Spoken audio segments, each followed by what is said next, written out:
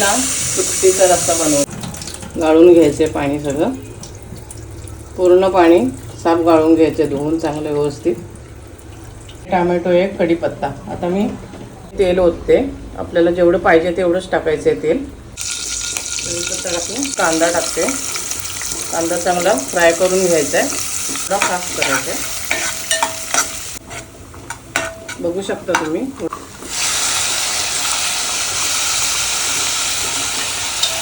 मीठ टाकू शकता तुम्ही. सगळं मॅच केलेला आहे, तो पूर्णपणे माझा टोमॅटो त्याच्यामध्ये शिजलेला आहे. पूर्ण ग्रेव्ही झाली तयार त्याची.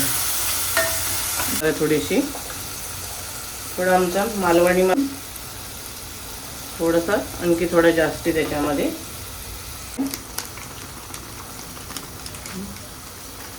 हे सगळं चांगलं मॅच करून घ्यायचं एकदम. बघू शकता तुम्ही.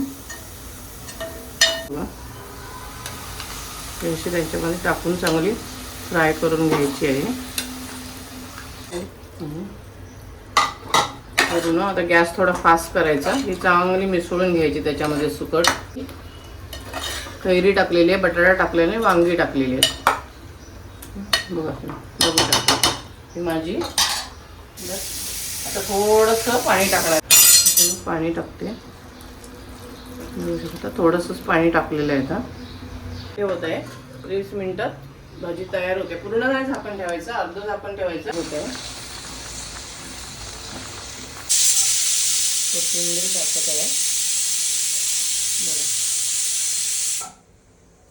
भाजी तयार झालेली आहे माझी. पाण्याची